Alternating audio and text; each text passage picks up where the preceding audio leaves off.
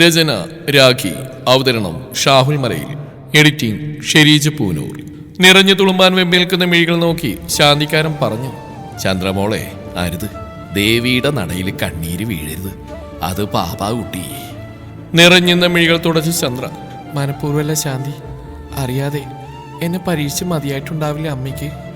എല്ലാം ശരിയാവും മോളെ. ഇന്നലെ എംടെക്കിന് ജോയിൻ ചെയ്യുന്ന, പേടിക്കണ്ട, ഒറ്റയ്ക്കാവില്ല. ശാന്തിയുടെ വാക്കുകളുടെ പൊരുൾ തേടണമെന്നുണ്ടായിരുന്നെങ്കിലും ചിത്രയുടെ വിളി അതിൽ നിന്ന് അവളെ പിന്തിരിപ്പിച്ചു. ചേച്ചി, സമയം പോയി, അച്ഛനവിടെ പൊളിക്കുന്നുണ്ടാവും. അതും പറഞ്ഞ് ചന്ദ്രയുടെ കൈപ്പിടിച്ച് ചിത്ര നടക്കുമ്പോഴും ചന്ദ്രയുടെ കണ്ണുകൾ നെട്ടോട്ടത്തിലായിരുന്നു. പ്രതീക്ഷയുടെ അവസാന നിമിഷങ്ങൾ. ഇനി അങ്ങോട്ട് ജീവിതം. ചന്ദ്രയുടെ മൗനം ചിത്രക്ക് പരിചിതമായിരുന്നു. എന്തിനും കട്ടക്കിടന്നിരുന്ന ചേച്ചി ഇന്നാൾക്ക് മുമ്പിൽ ഓജസ്സും തേജസ്സും നഷ്ടപ്പെട്ട് വാടിത്തളർന്ന് മുല്ലമുട്ടുപോലെ ഇരിക്കുന്നു. ചേച്ചി, എനിക്ക് മനസ്സിലാവും അച്ഛൻ്റെ അമ്മയുടെയും വാശി. അതിനിപ്പോ എല്ലാം നഷ്ടപ്പെട്ടെന്ന് കരുതുന്നിടത്തും ചേച്ചി റീസ്റ്റാർട്ട് ചെയ്യണം. എന്നോട് ചേച്ചി പറയാറില്ലേ, തോറ്റു കൊടുക്കുന്നിടത്ത് നമ്മുടെയൊക്കെ ജീവിതം അവസാനിക്കുമെന്ന്. എൻ്റെ ചേച്ചിയുടെ ജീവിതം അങ്ങനെ അവസാനിക്കാനുള്ളതല്ല. ഒരു ചെറുപുഞ്ചിരി മുഖത്ത് വിടണമെന്ന് തോന്നുവാൻ വേണ്ടി മാത്രം ചന്ദ്രയൊന്ന് ചിരിച്ചു. വീട്ടിൽ ചെന്ന് ബ്രേക്ക്ഫാസ്റ്റ് കഴിച്ചെന്ന് വരുത്തി ചന്ദ്ര ബാഗും എടുത്ത് പുറത്തേക്ക് ഇറങ്ങി. ഡ്രൈവർ രാമൻ ചേട്ട എല്ലാം എടുത്ത് വണ്ടിയിൽ വെച്ചു. കാറിൽ കയറാൻ നേരം അച്ഛൻ വരുന്നുണ്ട്. അവർ നിന്നു. ദാ, നിന്റെ ATM കാർഡും ചെക്ക് ബുക്കുവാ. കാറും നിനക്ക് ഉപയോഗിക്കാം. എന്നാൽ പണ്ടത്തെ പോലെ വീണ്ടും തുടങ്ങാനാണ് ഭാവങ്കി.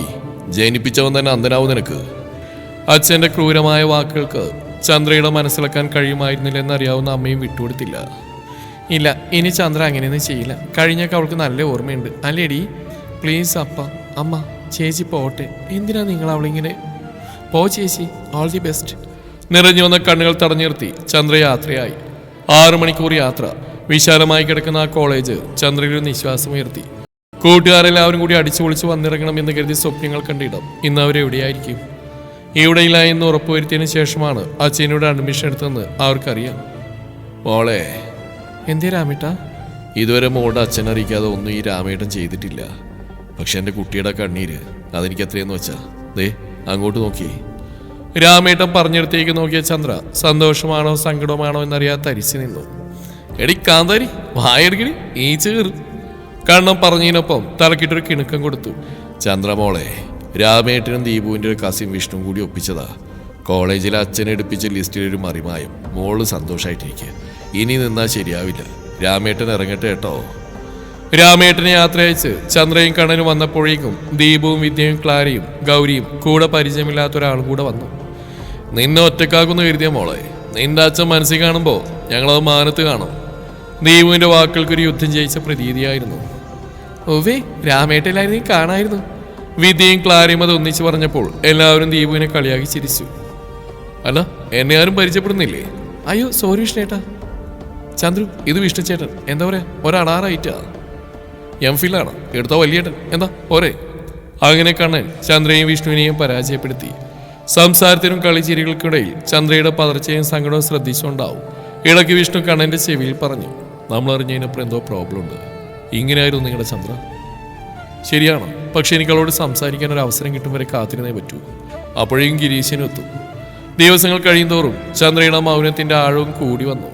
പിച്ച വെച്ച നാൾ മുതൽ കഴിഞ്ഞ 1.5 വർഷം മുമ്പ് വരെ തങ്ങൾക്കൊപ്പം ഉണ്ടായിരുന്ന പ്രിയ കൂട്ടുകാരിയെ ആർക്ക് എവിടെയോ നഷ്ടപ്പെട്ടു പോകും പോലെ കൂട്ടുകാർക്കും തോന്നി തുടങ്ങി. അങ്ങനെ ഇരിക്കുമ്പോൾ ഗൗരിയുടെ ശ്രദ്ധയിലാണ് പെട്ടത്. ചന്ദ്ര എല്ലാ ദിവസവും സ്ലീപ്പിംഗ് പിൽസ് ഉപയോഗിക്കുന്നുണ്ട്. ഇതിനെപ്പറ്റി ചോദിച്ചപ്പോൾ അവളുടെ മറുപടി എല്ലാവരെയും ഒരുപോലെ ഞെട്ടിച്ചു. ഒരു ഭ്രാന്തിക്ക് ഉറങ്ങാൻ ഇതിലും നല്ലൊരു മാർഗമുണ്ടോ ഗൗരി? പിറ്റേന്ന് ഗൗരി തലവേദനയാണെന്ന് കള്ളം പറഞ്ഞ് ക്ലാസ്സിൽ പോയില്ല. ക്ലാസ് തുടങ്ങിക്കഴിഞ്ഞപ്പോൾ അവൾ റീഡിംഗ് റൂമിൽ ചെന്നിട്ട് ദീപുവിനെ വിളിച്ചു വരുത്തി തലേന്നുണ്ടായ കാര്യങ്ങളെല്ലാം പറഞ്ഞു. കേട്ട് കഴിഞ്ഞപ്പോൾ ചന്ദ്രയുടെ വാക്കുകൾ വെറും ഒരു തമാശയെ കാണാൻ ദീപുവിന് കഴിഞ്ഞില്ല. അന്ന് അവർ രണ്ടുപേരും ക്ലാസ്സിൽ കയറിയില്ല. ഉച്ചയായപ്പോൾ കണ്ണനും കൂടി അവർക്കൊപ്പം. മൂവർ സംഘത്തിലേക്ക് ബോറടിച്ച് നടന്നിരുന്ന വിഷ്ണുവും കൂടി ആയപ്പോൾ കാര്യങ്ങൾക്കൊരു തീരുമാനമുണ്ടാക്കിയേ തീരൂ എന്നായി. ചന്ദ്ര എനിക്ക് എൻ്റെ കുഞ്ഞനിയത്തി പോലെയാ. നിങ്ങൾ പറഞ്ഞു കേട്ടതിന് ചന്ദ്ര ഒരു സ്ട്രോങ് ലേഡിയാണ്. എന്താണെന്ന് ചോദിച്ചാൽ നീ പോടാ എന്ന് പറഞ്ഞിരുന്ന കക്ഷി. എന്നാലിപ്പോൾ ഉൾവലിയല്ലേ അവള്. നീയൊക്കെ പറഞ്ഞ് വർണ്ണിച്ച കുട്ടികളെ പിടിച്ചിരുന്ന വാക്ചാതുര്യൊന്നും ഞാൻ കണ്ടിട്ടില്ല. അങ്ങനെ ഓരോന്നും 1.5 വർഷം അവളെ ഇല്ലാതാക്കത്തക്ക സംഭവങ്ങൾ എന്തായിരുന്നു? അവളുടെ പാരൻസ് ഈഗോയുടെ ഉസ്താദായിരുന്നു. അവരുടെ ഇഷ്ടങ്ങൾ മാത്രമായിരുന്നു അവരുടെ കൺസേൺ. ബട്ട് അതൊക്കെ അവർക്ക് നിസ്സാരമായിരുന്നു. ഗിരീശിൻ്റെ കാര്യത്തിൽ അവൾ ശരിക്കും അനുഭവിച്ചിട്ടുണ്ട്. എന്നാലും കണ്ണൻ്റെ വാക്കുകൾ ദീപം മുറിച്ചു. ഇതിനാണ് നമുക്ക് ഉത്തരം വേണ്ടത്. അതിന് നീ തന്നെ വിചാരിക്കണം. നിനക്കുള്ളത്രയും സ്വാതന്ത്ര്യം ഞങ്ങൾക്കില്ല. ശരിയാടാ, പക്ഷെ ഒരു അവസരം കിട്ടണ്ടേ? നാളെ സമരമാണെന്നൊരു ഇൻഫോർമേഷൻ ഉണ്ട്. എങ്കിലും അവസരം കളയരുത്. വൈകുന്നേരം എന്തോ പന്തിയുടെ എനിക്ക് മണക്കുന്നുണ്ട്. ഗിരി വരുന്നവരെ കാക്കണ്ട, അവരോട് ഞാൻ സംസാരിച്ചോളാം. അതിരിക്കട്ടെ, ഞാനും ഗിരിയായിട്ടുള്ള അടുപ്പം ചന്ദ്രക്കറിയോ ദീപു? ഇല്ല. എന്താ വിഷ്ണുവിൻ്റെ പ്ലാന്?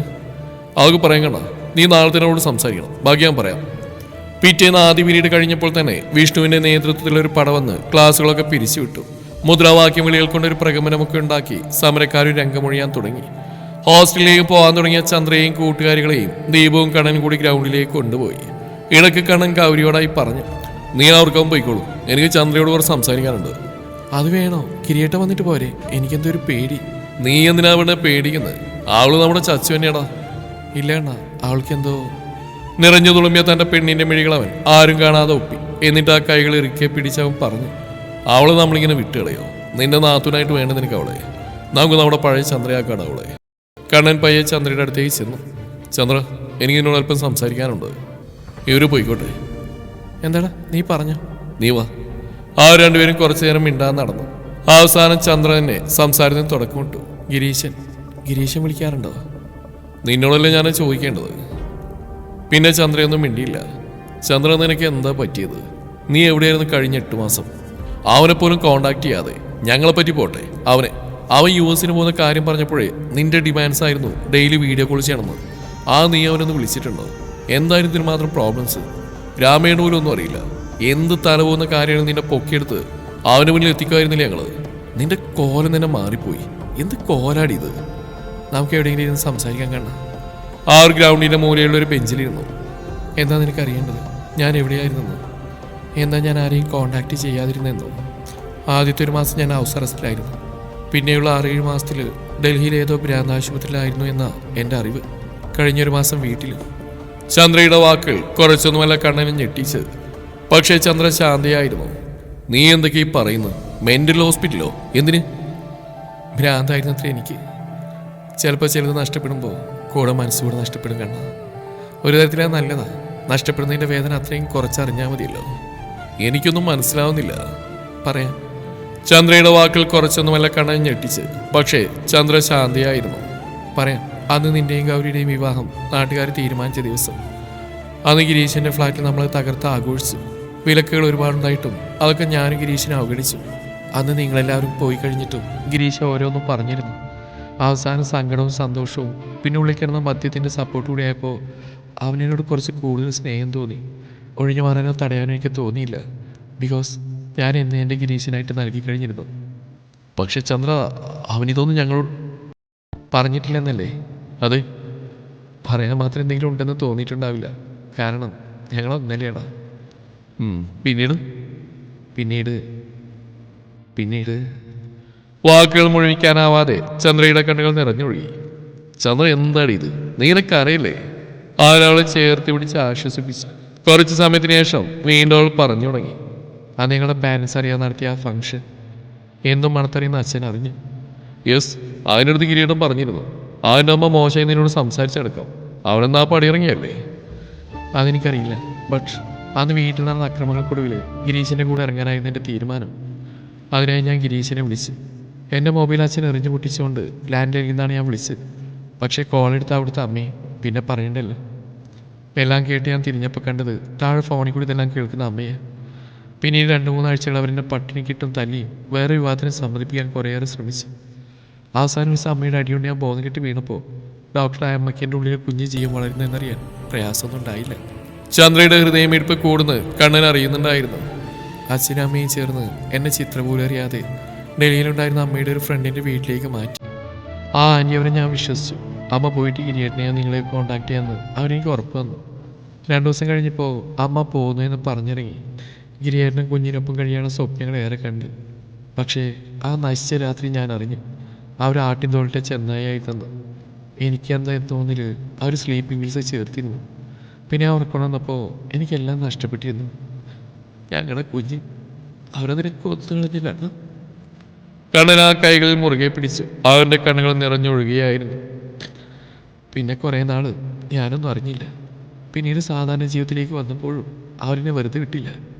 അച്ഛൻ്റെ കാശിൻ്റെ കനം ശരിക്കറിഞ്ഞു വന്ന ഒരുത്തൻ എല്ലാം അറിഞ്ഞുകൊണ്ട് എന്നെ വിവാഹം കഴിക്കാൻ വന്നു. പറഞ്ഞിട്ട് രക്ഷയില്ലാന്ന് കണ്ടപ്പോൾ ഈ ജീവിതം അവസാനിപ്പിക്കാൻ ഉറച്ചു. പക്ഷേ മരിച്ചില്ല.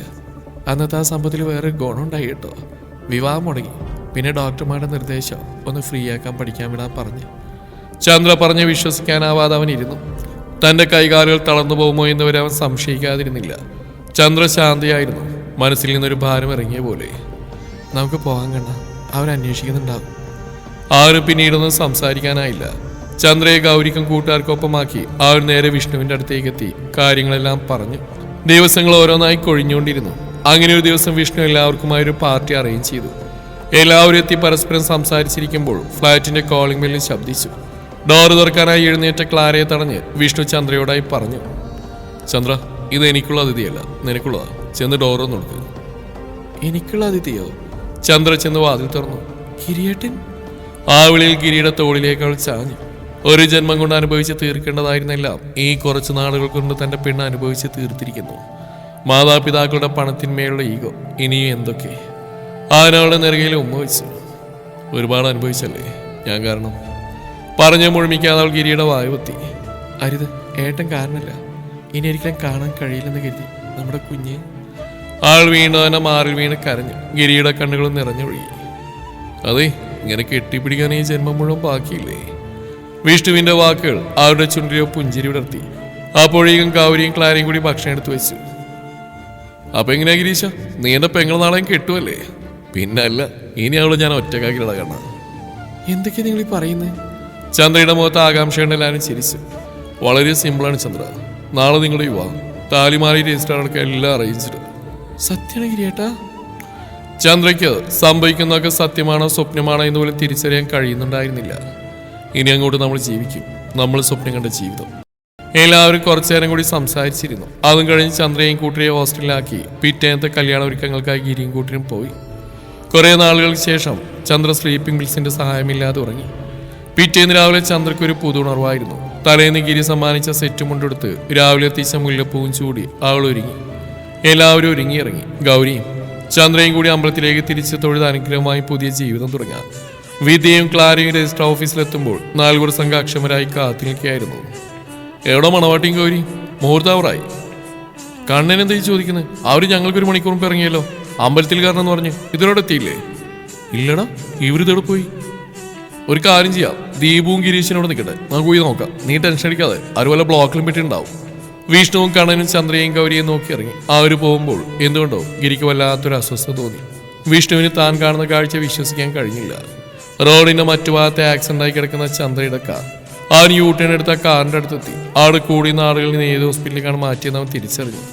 കണ്ണന് തന്റെ കാലുകൾ കുഴയുന്നതായി തോന്നി. അവൻ പതിയെ വിഷ്ണുവിന്റെ തോളിൽ താങ്ങി. ICUവിന്റെ മുന്നിൽ ചെന്നൊരു വട്ടമേ കണ്ണൻ അകത്തേക്ക് നോക്കിയുള്ളൂ. അവൻ തളർന്ന അടുത്തുള്ള കസേരയിലിരുന്നു. വിഷ്ണുവിനെ എന്ത് ചെയ്യണമെന്ന് അറിയില്ലായിരുന്നു. പെട്ടെന്ന് അവന്റെ മൊബൈൽ റിംഗ് ചെയ്തു. നോക്കിയപ്പോൾ ദീപുവാണ്. വിഷ്ണു ഒരു വിധത്തിൽ കാര്യങ്ങൾ ദീപുവിനോട് പറഞ്ഞൊപ്പിച്ചു. ചന്ദ്രയുടെയും ഗൗരിയുടെയും ആരെങ്കിലും ആണോ? നേഴ്സിന്റെ ചോദ്യം കേട്ട് കണ്ണൻ തലവൊക്കി നോക്കി. വിഷ്ണു അവന്റെ അരികിലേക്ക് വന്നു. ബാഗിൽ ID കാർഡ് ഉണ്ടായിരുന്നു, അങ്ങനെ ആ പേര് കിട്ടിയത്. നിങ്ങൾ? അതെ, ബ്രദറാണിത്. ഗൗരിയുടെ ഫിയാൻസി.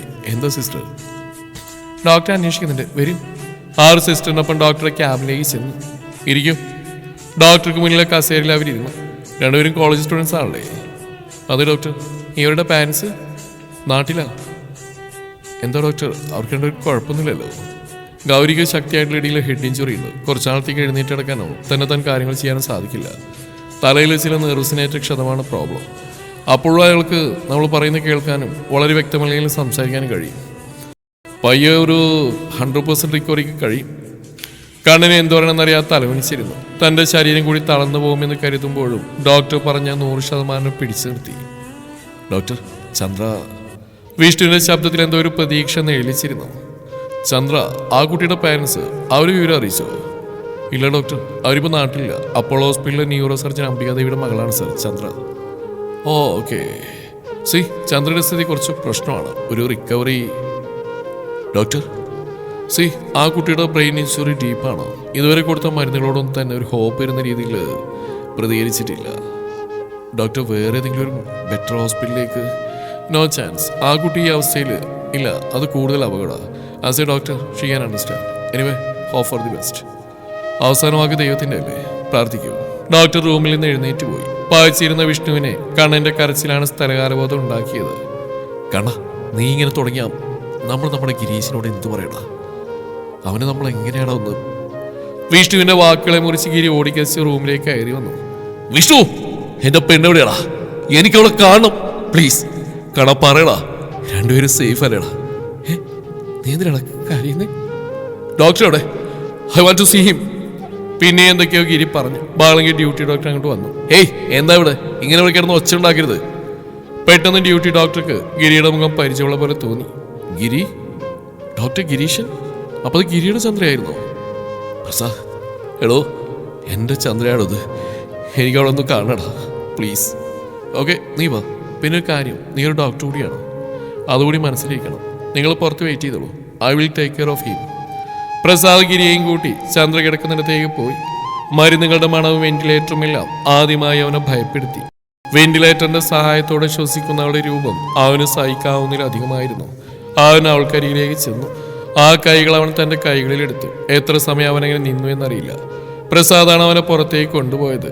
പ്രതീക്ഷയറ്റ മനസ്സും ശരീരവുമായി ഐസിയുവിന്റെ മുമ്പിൽ അവൻ തന്റെ പെണ്ണിന് വേണ്ടി കാവലിരുന്നു. ആർക്കും നിർബന്ധിച്ചിട്ട് അവിടുന്ന് പോവാനോ എന്തെങ്കിലും കഴിക്കാനോ കൂട്ടാക്കിയില്ല. കണ്ണീര് പോലും വറ്റിപ്പോയ പോലെ. 3-ാം ദിവസം ചന്ദ്രയുടെ പാരന്റ്സ് വന്നു. മാതാപിതാക്കളെക്കാൾ കാമുകൻ എന്ത് സ്ഥാനം? ഗിരി കാവലിരുന്ന ചന്ദ്രയുടെ ജീവൻ അവർ മുക്തി കൊടുത്തു. വെന്റിലേറ്ററിൽ നിന്ന് മാറ്റിയ ചന്ദ്ര നിമിഷങ്ങൾക്ക് അവളുടെ ഗിരിയോട് പോലും യാത്ര പറയാതെ ഇഹലോകവാസം വെടിഞ്ഞു. കരഞ്ഞ് കാല് പിടിച്ചിട്ടും അവസാനമായി അവൻ അവളെ കാണാൻ അവർ സമ്മതിച്ചില്ല. നിസ്സാരായി നോക്കി നിൽക്കാനല്ലാതെ മറ്റൊന്നിനും ആ കൂട്ടുകാർക്ക് കഴിഞ്ഞില്ല. ഇത്രയും കാലം സർവ്വതിനോടും പടവെട്ടി കാത്തു നിന്നത് ഇതിനായിരുന്നോ ചന്ദ്ര? ഒരു നിമിഷം കൂടി നിങ്ങൾ അവൾക്ക് നൽകാമായിരുന്നു, എന്നൊന്ന് അറിയിക്കായിരുന്നു. ആ ഒരു നിമിഷം അതിനൊപ്പം ഞാൻ അവൾക്ക് കൂട്ടുപോകായിരുന്നു.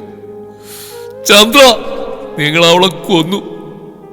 ആദ്യം ഒരു കുരുന്ന് ജീവനെ, ഇപ്പൊ അവളെ, ഇനി എന്നെ കൂടി പ്ലീസ്. ഗിരിയുടെ ആ നിലവിളി ചന്ദ്രയുടെ ആത്മാവ് കേട്ടിരിക്കുമോ? ആരോടൊന്നില്ലാതെ അവന്റെ വാക്കുകൾ അവൾ കേട്ടിരിക്കുമോ? അല്ലെങ്കിലും ചന്ദ്രക്കാവില്ല ഗിരിയെ ഒറ്റക്കാക്കാൻ. ഗിരി പയ്യെ ശാന്തനായി വിഷ്ണുവിന്റെ കയ്യിൽ ആ പിടുത്തം. പിന്നെ അങ്ങോട്ട് ആ കൈകൾ ചന്ദ്രയുടെ കൈകളിലായിരുന്നു. ചെറുപുഞ്ചിരിയോടെ അവർ യാത്രയായി.